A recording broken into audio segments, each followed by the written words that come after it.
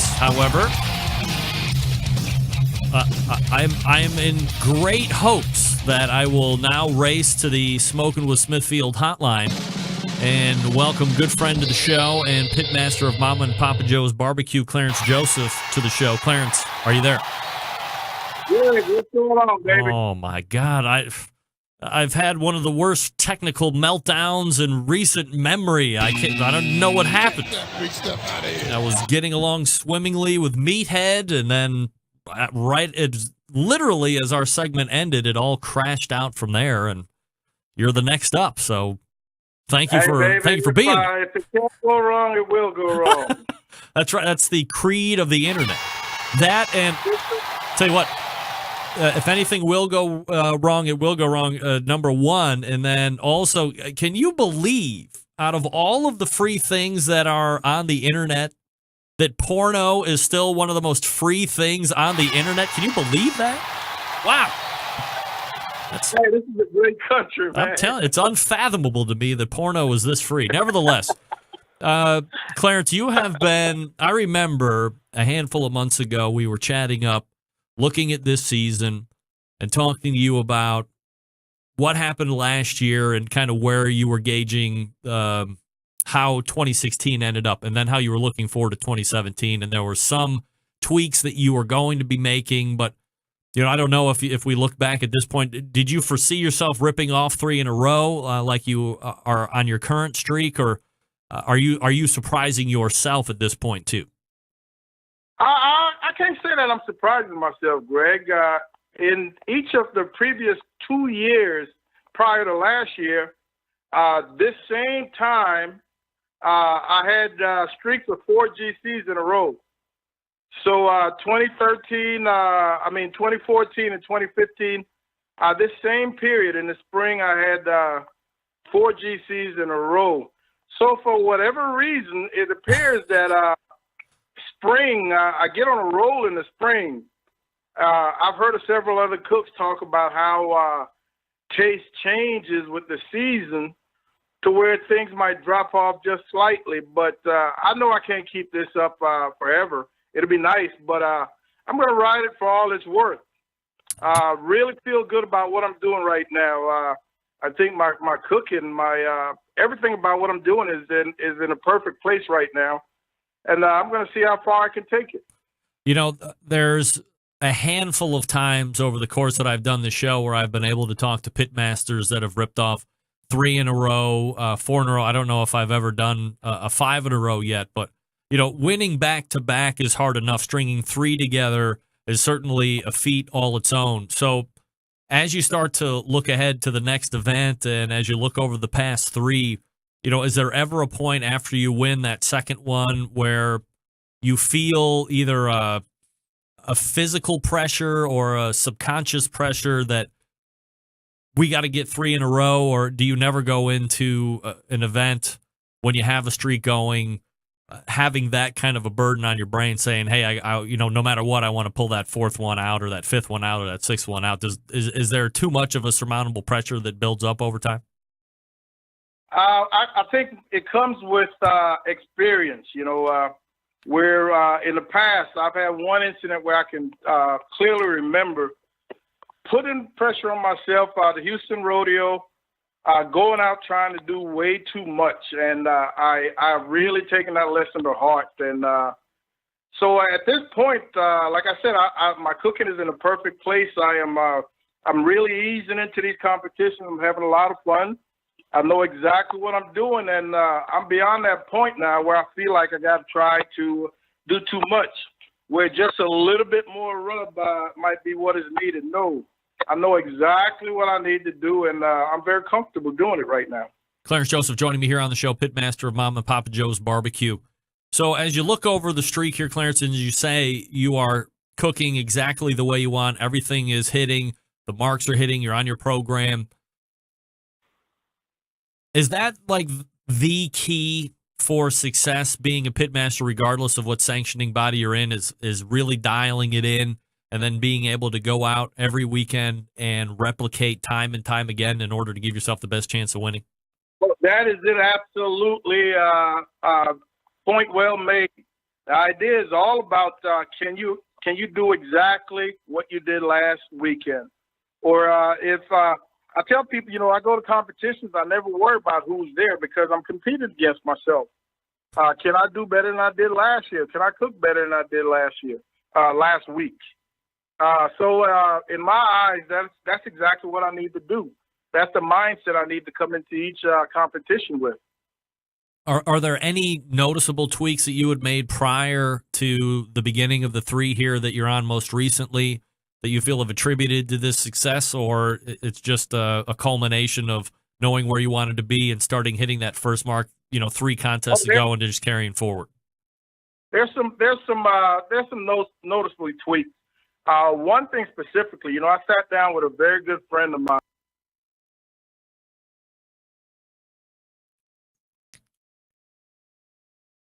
Hello? Oh, dear. And he mentioned something that he could see me do. And the thing is, I never realized how much I was doing this one particular thing. And I found myself initially, years ago, I was only doing it once. And I got to the point where I was doing it 3 or 4 times because it was pleasing to my eye. And this was something on ribs. And he brought it to my attention.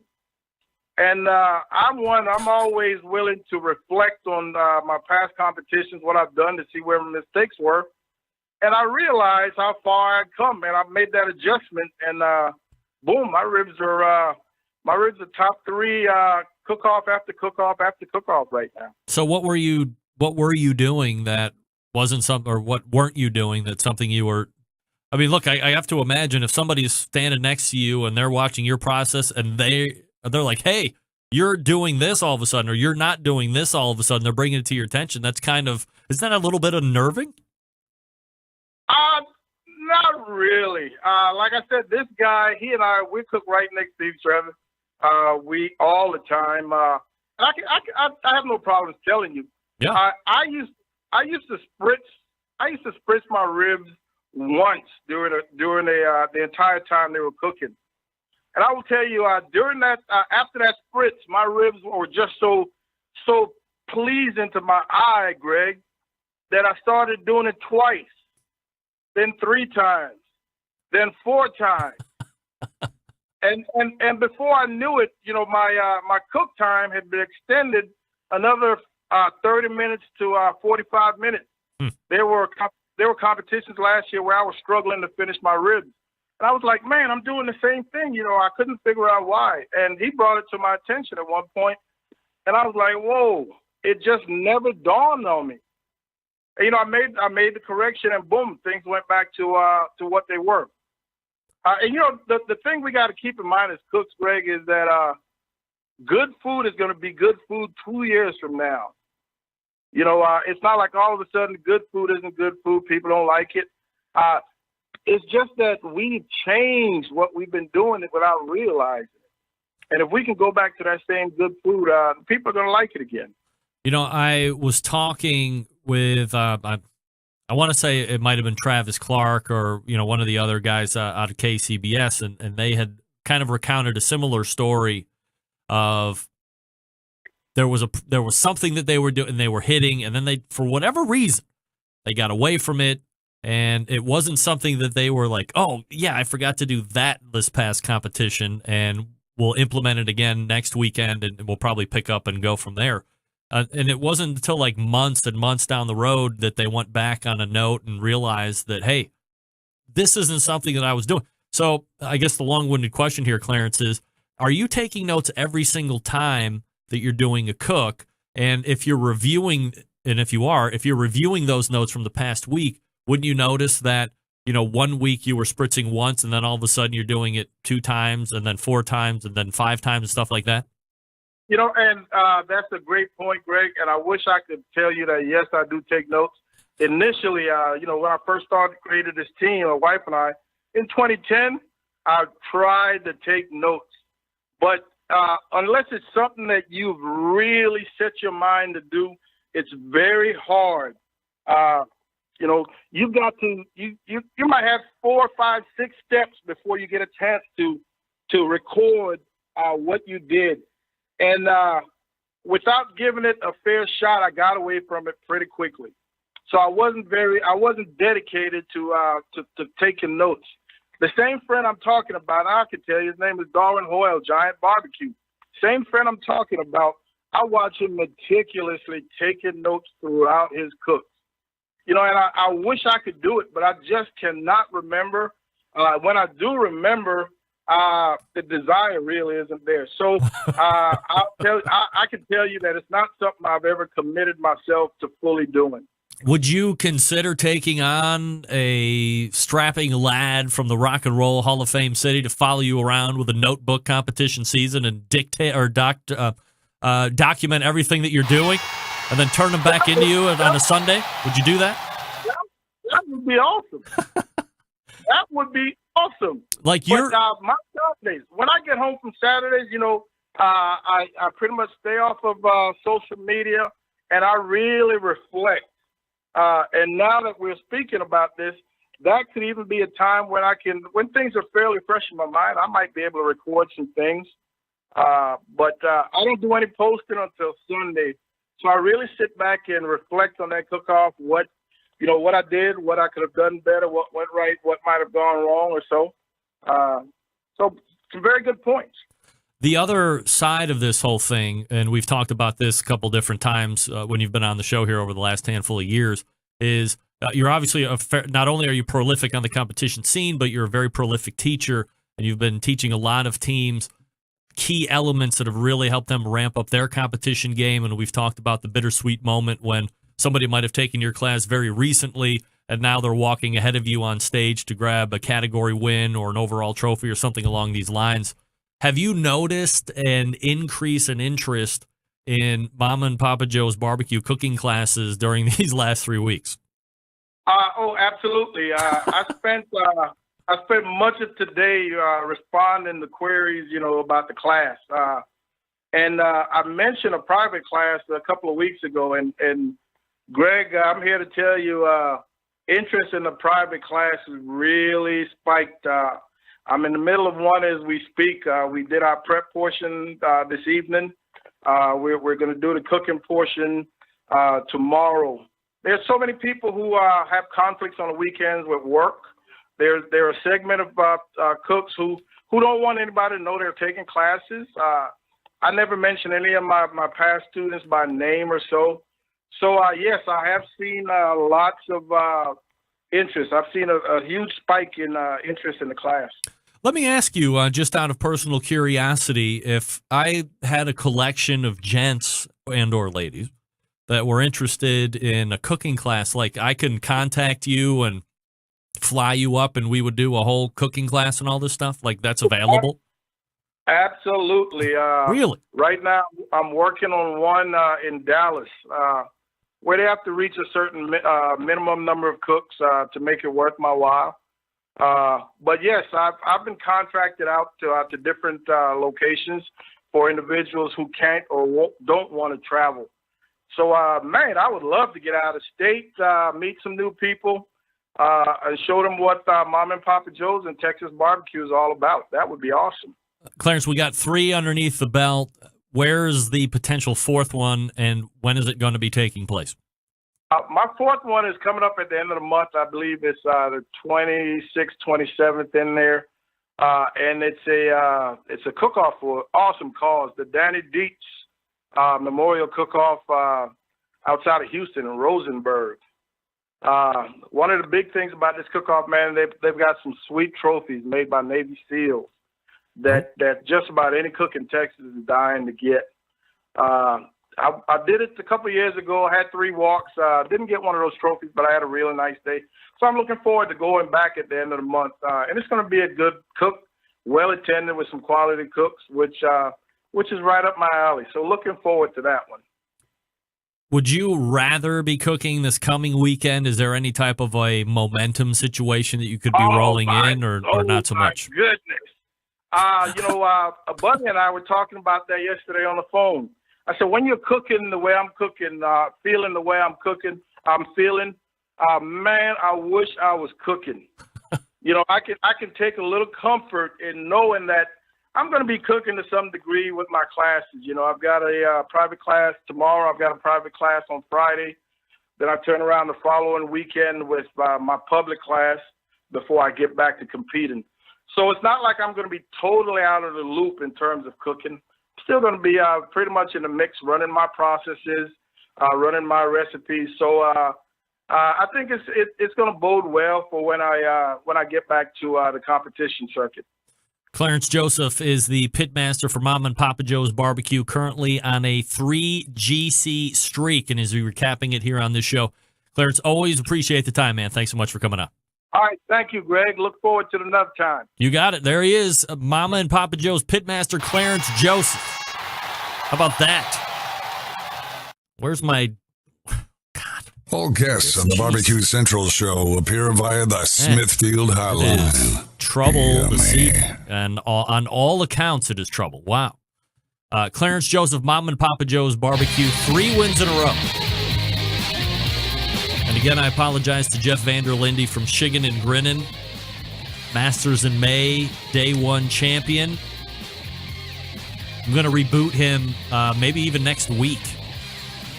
Of course, we'll have Steven Reichland next week, but he's going to be doing a whole hog in Memphis next week. I've only cooked one before. Should be interesting. All right, so we'll line up Jeff for a recap next week. And apologize if you tuned in for Jeff's show as we get back on track here. Just in time to close out the show, everybody. Yeah. All right, folks, let me talk to you quickly about the longest-running sponsor of the show, the Barbecue Guru. If you're not familiar with how automatic pit temperature control devices work, imagine a product that allows you to set your pit temperature and keeps it running there all the way through the cook. There's a couple different models to choose from. Here's what I suggest. You head on over to bbqguru.com. That's bbqguru.com and check out all the products. And if you have any questions about what to order, call them directly, 800-288-GURU, and they'll make sure you're outfitted with exactly what you need to get you up and running right out of the box. And also by the Pit Barrel Cooker. Of course, we know pulling the trigger on a new cooker can be nerve-wracking sometimes, but the Pit Barrel makes cooking simple and fun. It's very versatile thanks to its hook and hang method. Places the meat right in the center of the heat, so it's acting like a stationary rotisserie. It's a great cooking vessel. It's extremely portable and can withstand all types of weather. So portable, in fact, it can fit in the back of most trucks, vans, and SUVs. It's $2.99, ships right to your door, fully assembled, ready to cook on. Everything they sell at Pit Barrel actually ships for free to the lower 48. Don't take my word for it. For 4 years in a row now, AmazingRibs.com has ranked it in their gold division. That's the highest one. Head on over to pitbarrelcooker.com and see what everybody's talking about, or call them 502-228-1222. All right, we will come back so I can get in the rest of my reads. And we'll call this show a disaster, but a finished disaster nonetheless. Stick around. Whole packers, full racks, legs and thighs, injecting butts. If you've never heard this before, you might think you found the best XXX show ever. Let's get back to the most homoerotic host out there today, Greg Rempe. All right. Let me mention these folks here before we scoot out this evening. Unknown Smoker Accessories, purveyors of made in the USA stainless steel barbecue and smoker lid hinges, barbecue accessory hangers, rocket hot chimney grillers, heavy duty aluminum foil dispensers. Find products from Unknown Smoker Accessories. Keep your gear where it needs to be at arm's length and ready for battle. By the way, the rocket hot chimney griller also available for sale at BigPapaSmokers.com. Everything else can be bought at Unknown Smoker Accessories, which is unknownbbq.com/shop. Also by Smithfield, the biggest name in pork, bringing you great opportunities this barbecue season. Get smoking with Smithfield and their Committed Cooks program. Learn more at smokingwithsmithfield.com. And finally, by the 2017 Pro Barbecue Tour presented by Sam's Club. The segment, 31 cities, $500,000 in cash, and Eternal Bragging rights if you win the whole thing this coming weekend. The 2017 Pro Barbecue Tour rolls into Bowling Green, Kentucky for a local qualifier. To get more info on the tour, register your team to compete, or check results, you can visit kcbs.us/Sam's Tour. All right. Well, I'm not sure exactly what happened. I got done with Meathead. I tried to ace him out of Skype, and everything froze from there.